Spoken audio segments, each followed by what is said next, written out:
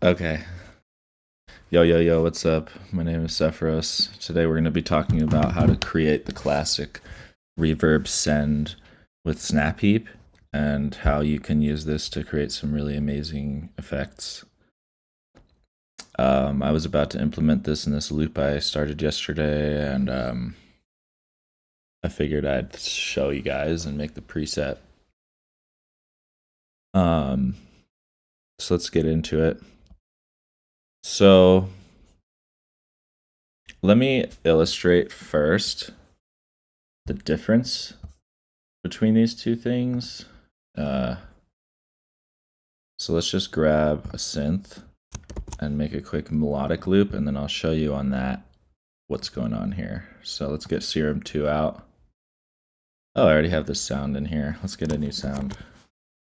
Okay, so let's get the 2 out.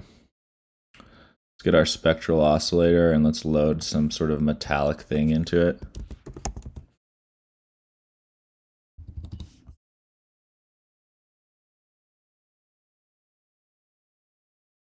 Yeah, I'm looking for like a Foley loop.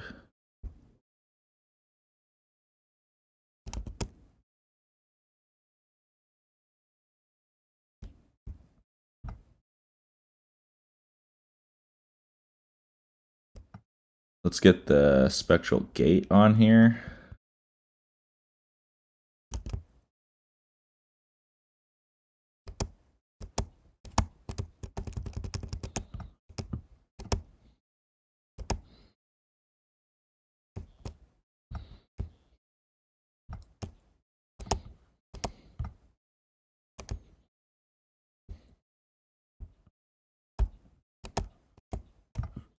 So we get our little metal transient.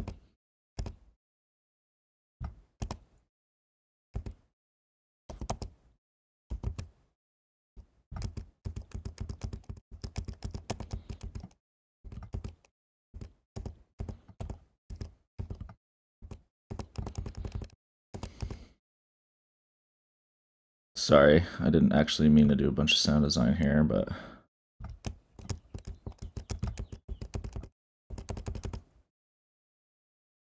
all right, let's get our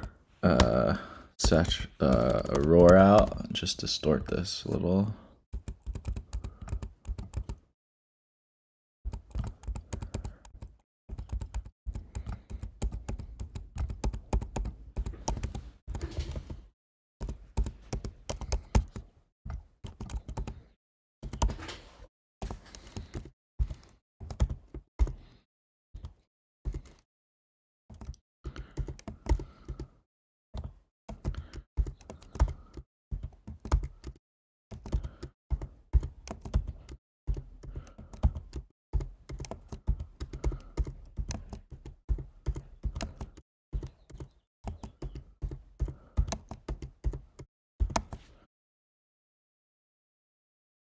Okay, so let's capture that.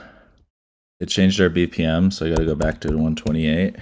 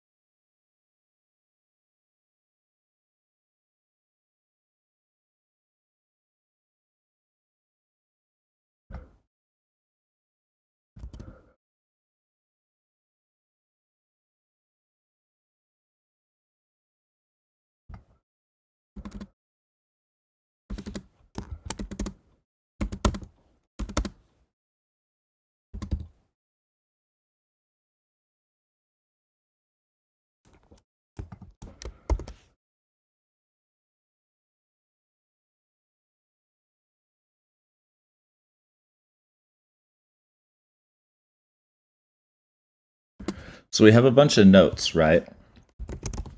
Say I wanted to do a reverb automation, a reverb sweep. So let's do, like, a lot of times I'll just do this.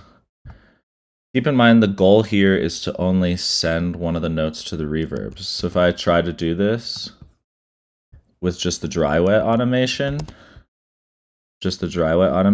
let's say I want to send this note to the reverb. So I can do this.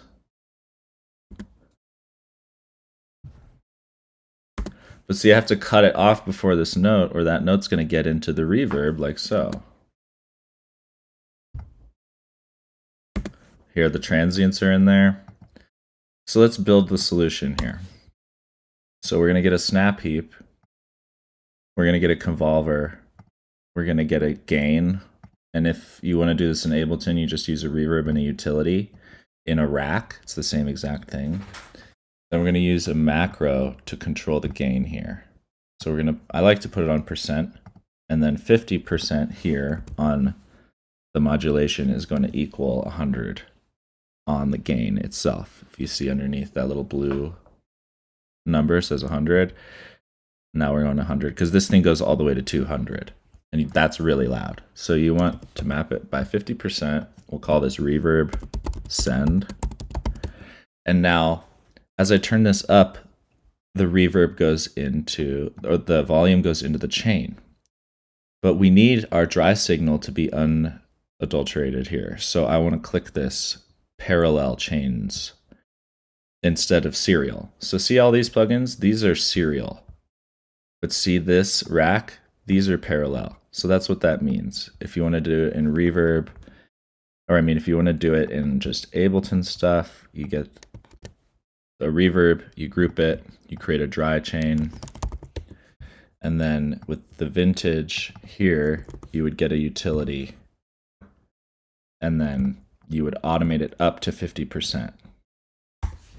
To make this a little easier, I have this preset I made called utility 0 dB top gain, and all that is a macroed utility where the max is set to 0 instead of 35 dB. So you set the max to 0 on the knob, and the knob is controlling the gain. And then this, then you have the whole automation window to work with here, which it's just a little bit easier. So that's how you would do it in Ableton, but I like to do it in Snapheap because Snapheap is just, I mean, I use it more than almost anything else. So we have our dry chain. We want to turn down our wet chain a little bit, and then I like to EQ the reverb as well. So let's try a gentle high pass on it and a gentle low pass. And let's start with that. So we're sending the reverb. Sounds like a good volume. So now say I just want to send these high notes to the reverb. So I'll just automate the macro to 100%. 100%. Now it's going to only allow this part into that reverb, and then we're going to get that note only reverbing out over the dry signal.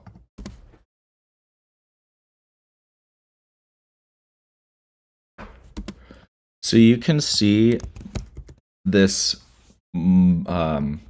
exemplified better if I use a delay as well. And this is a good technique to like mix delays and reverbs together too. So I'm going to take this, put it on sync. Let's take this, do it 1, turn the decay up, the feedback up, and now we're going to hear, turn the ducking up.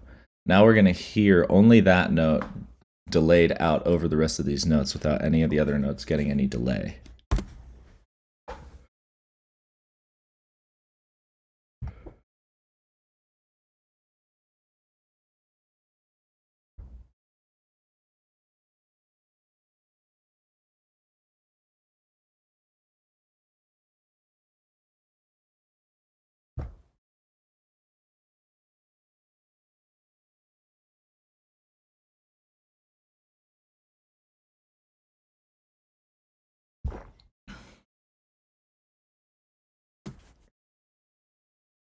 Okay, so hopefully that explains it. Now I'll show you in the loop where I added this. So here's the loop I'm working on.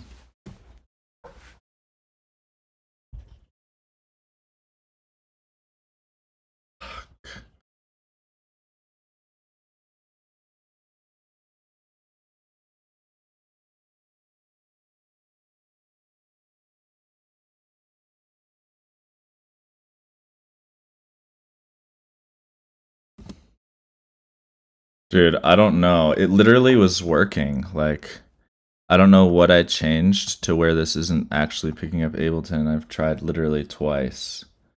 Still covering the screen too? What? Okay.